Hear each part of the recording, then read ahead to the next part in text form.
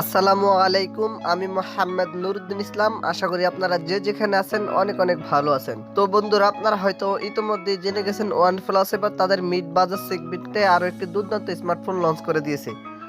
আর সেটি হচ্ছে OnePlus not SE3 light স্মার্টফোনটি। প্রথমত যদি এই ফোনটির হাইলাইটেড বিষয় নিয়ে কথা বলি, তাহলে মিড বাজার সেগমেন্টে এই ফোনটিতে ব্যবহার করা হয়েছে 120 হার্জ হায়ার রিফ্রেশ রেটের একটি ডিসপ্লে, 108 মেগাপিক্সেলের ক্যামেরা, আর থাকছে কোয়ালকম স্ন্যাপড্রাগনের শক্তিশালী এবং গেমি একটি চিপসেট। তো আজকের ভিডিওতে আপনাদেরকে জানাবো এই ফোনটির ফুল স্পেসিফিকেশন এন্ড সেই সাথে জানাবো ফোনটির প্রাইস এবং এর লঞ্চিং ডেট নিয়ে।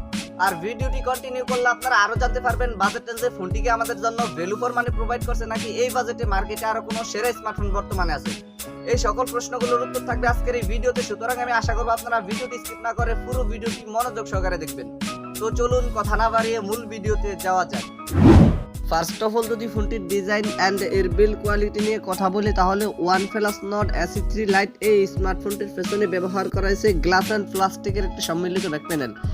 তবে এই ফোনটির পেছনে গ্লাস ব্যবহার করায় ফোনটিকে যখন আপনারা কাভার ছাড়া ব্যবহার করবেন, তখন ফোনটির পেছনে স্কেচ করার সম্ভাবনা একেবারে নেই বললেই চলে। তবু আমি রিকমেন্ডেশন করবো আপনারা প্রোটেকশনের জন্য এই ফোনটির পেছনে অবশ্যই একটি কাভার লাগিয়ে নেবেন।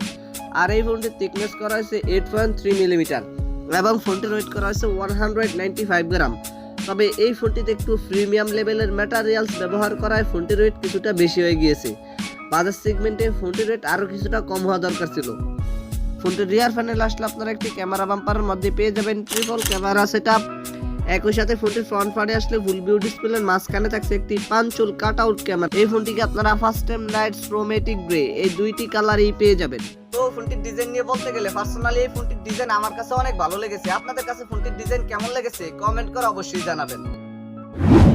দেন সেকেন্ডলি যদি ফোনটির ডিসপ্লে নিয়ে কথা বলি, তাহলে এই ফোনটিতে ব্যবহার করা হয়েছে 6.72 ইঞ্চির একটি IPS LCD প্যানেলের ডিসপ্লে, যাতে তো ফুল HD প্লাস রেজুলেশন থাকবে মাস্ট।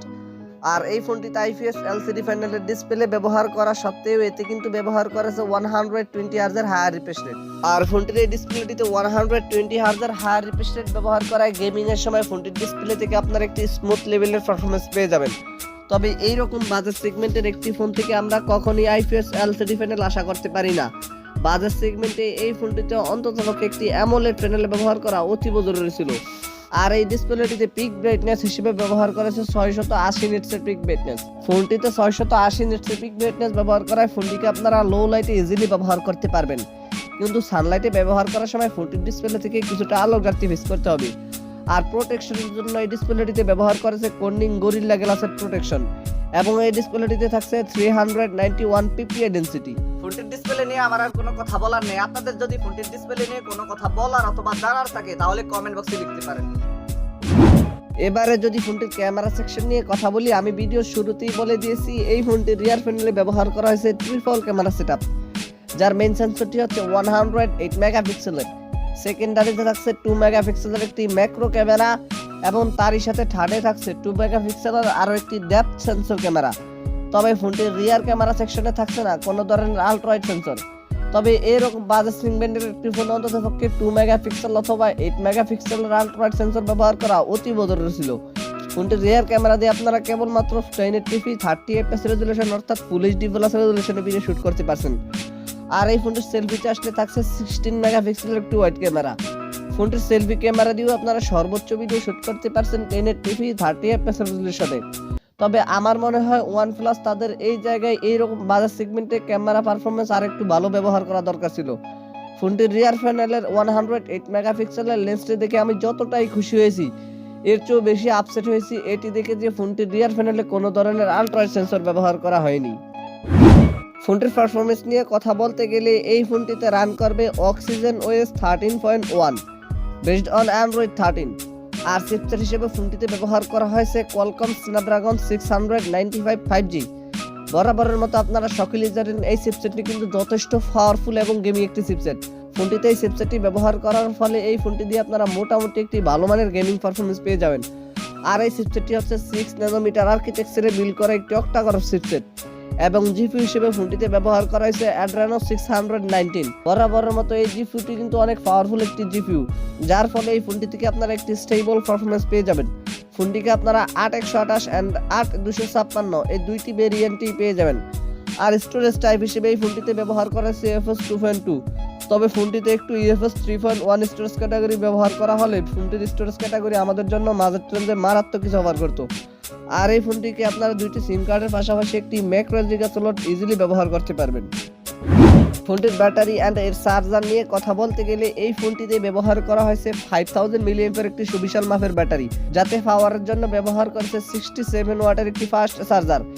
যেই চার্জারটি দিয়ে আপনারা ফোনটিকে 0 থেকে 80% পর্যন্ত চার্জ করতে 30 মিনিটের মতো সময় লাগবে। এছাড়া সিকিউরিটি হিসেবে ফোনটিতে থাকছে সাইড মাউন্টেড ফিঙ্গারপ্রিন্ট, আর ফিচার হিসেবে ফোনটিতে থাকছে audio jack 3.5 Bluetooth 5.2, USB type C port 2.0, WiFi 12011 NFC সহকারে থাকছে জিপিএস। ফোনটির প্রাইস নিয়ে কথা বলতে গেলে এই ফোনটির বেস ভেরিয়েন্টের প্রাইস হতে পারে বাংলাদেশি মার্কেটে 35 থেকে 40,000 টাকার মতো, আর ফোনটির আপ ভেরিয়েন্টের প্রাইস হতে পারে বাংলাদেশি মার্কেটে প্রায় 50,000 টাকার মতো। আর এই বাজেটে যদি ফোনটির ভালো দিক নিয়ে কথা বলি তাহলে এই ফোনটিতে ব্যবহার করে একটি ভালো মানের প্রসেসর, যার ফলে এই বাজেট সেগমেন্টে আপনারা ফোনটি থেকে মোটামুটি ভালো মানের একটি গেমিং এক্সপিরিয়েন্স পেয়ে যাবেন। আর যদি আপনি এইরকম বাজেট সেগমেন্টে ভালো মানের কোনো ডিসপ্লে এবং ভালো মানের ক্যামেরা পেতে চান তাহলে আপনার জন্য আদার অপশন থাকতে পারে, কারণ এই ফোনটিতে ভালো মানের কোনো ধরনের সেন্সর অথবা ভালো মানের ডিসপ্লে ব্যবহার করা হয়নি। বাজেট সেগমেন্টে এই ফোনটিতে একটি অ্যামোলেড প্যানেল ব্যবহার করা অতীব জরুরি ছিল।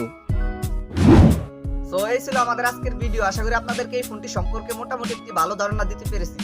এরপরে যদি আপনাদের কোনো সমস্যা থেকে থাকে তাহলে কমেন্ট বক্সে জানাতে পারেন, আমি চেষ্টা করবো আপনাদের কমেন্টে রিপ্লাই দেওয়ার জন্য। আর যদি মনে হয় ভিডিওটি থেকে একটু উপকৃত হয়েছেন তাহলে ভিডিওটিতে একটি লাইক দিয়ে দিবেন, ভিডিওটি বন্ধুদের মাঝে শেয়ার করে দিবেন। Anyway, thank you so much for watching this video. দেখা হচ্ছে খুব শীঘ্রই নতুন কোনো ভিডিওতে নতুন কিছু নিয়ে। টিল দেন টেক কেয়ার, আসসালামু আলাইকুম।